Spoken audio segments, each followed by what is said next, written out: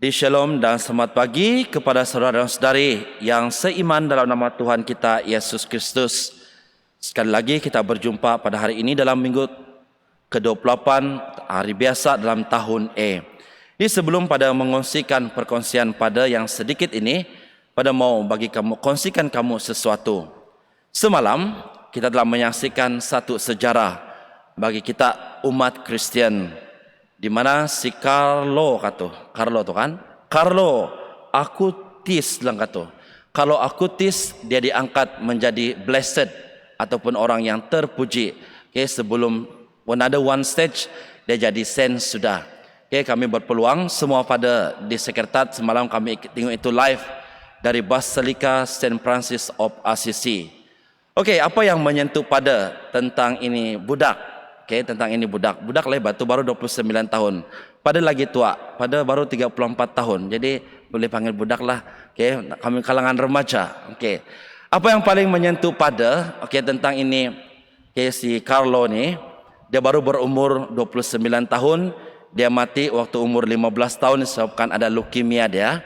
Dan sepanjang kehidupan dia ini, satu yang menyebabkan dia jadi blessed adalah dia mencintai perayaan Ekaristi dengan sepenuh hati.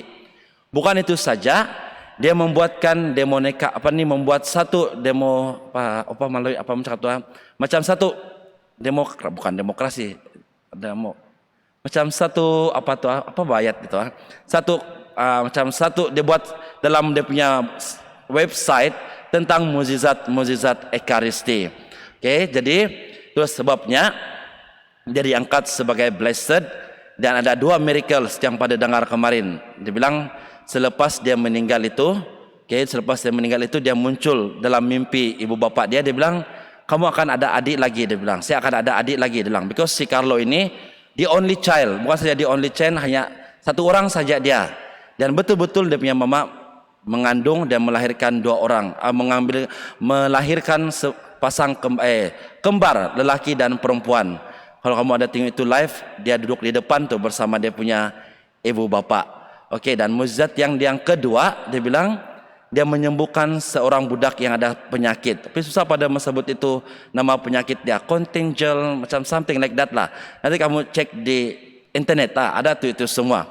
Jadi apa yang menyentuh pada kan ini blessed Carlo ini, sepanjang hidup dia betul-betul mencintai ini perayaan Ekaristi Dia betul-betul mencintai ini perayaan Ekaristi, dan dia seorang yang sangat muda, baru 29 tahun. Dan kalau kamu tengok dia punya mayat, dia tidak reput, dan dia memakai seluar jeans, hoodie and snaky. Dia bilang, jarang kita melihat saints yang berpakaian seperti kita, yang macam muda-muda lagi pakai jeans begitu. Jadi ini memberikan satu berita baik untuk kita, anak-anak muda. Saya rasa ini sense kan memberikan inspirasi untuk anak-anak muda.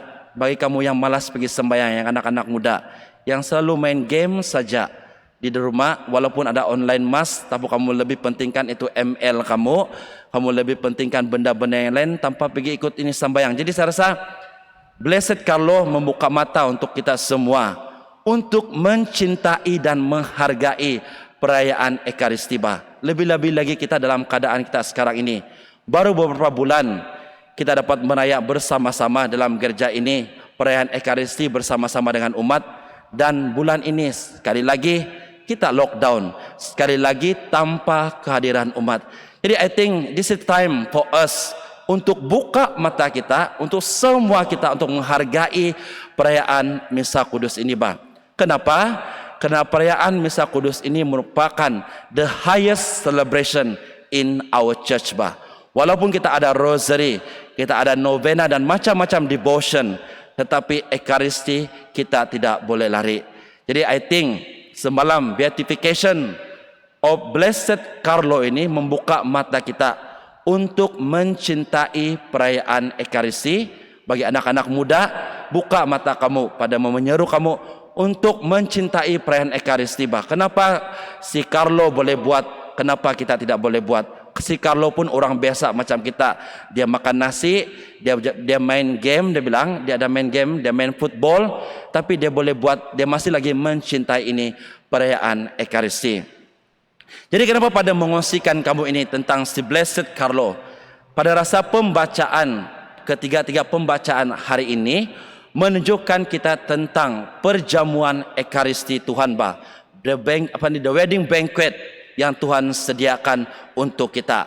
Dalam pembacaan pertama memberikan kita satu gambaran bagaimanakah itu perjamuan Ekaristi di syurga. Okey. Dalam pembacaan, ketiga-tiga pembacaan pada hari ini juga memberikan kita satu berita baik bagi kita semua. Kalau kita lihat betul-betul dalam pembacaan Injil, kita ini manusia biasa adalah umat pilihan yang kedua. Kita bukan the chosen people yang pertama yang Tuhan pilih. Tetapi pembacaan Injil menunjukkan kita pada hari ini, kita juga dijemput untuk menghadiri perjamuan perkawinan ini ataupun perjamuan Ekaristi ini. Tuhan mula-mula dia jemput orang-orang yang terpilih, tetapi mereka tolak. Lalu Tuhan menjemput mereka yang tidak terpilih seperti kita untuk hadir dalam perjamuan Ekaristi ini. Okey, persoalan dia di sini. Kenapa Tuhan membuka undangan ini kepada semua orang? Ini sekali lagi mengingatkan kita bahawa penyelamatan yang Tuhan berikan kepada kita itu adalah untuk semua bah. Tidak kira pangkat, tidak kira bangsa, tidak kira berapapun tinggi kamu punya sekolah, penyelamatan itu adalah untuk semua bah.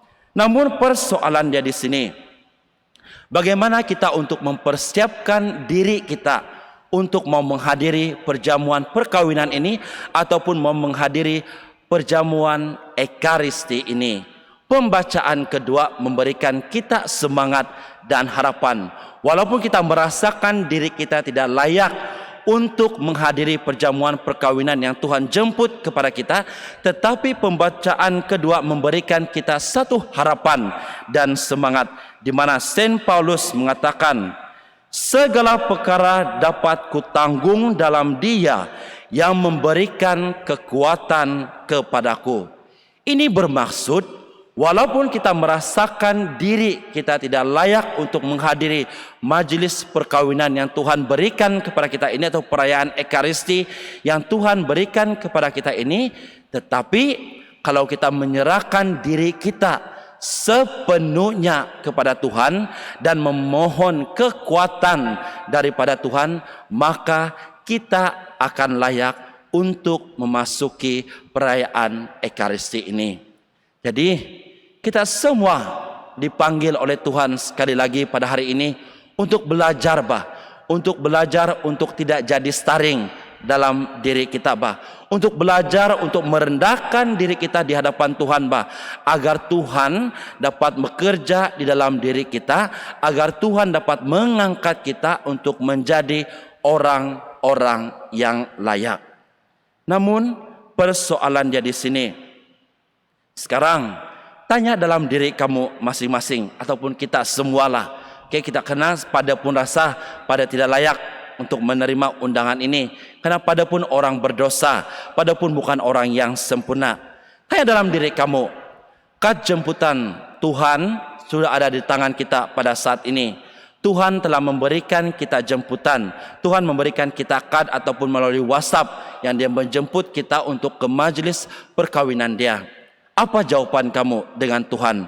Adakah kamu menjawab iya ataupun tidak dengan jemputan ini?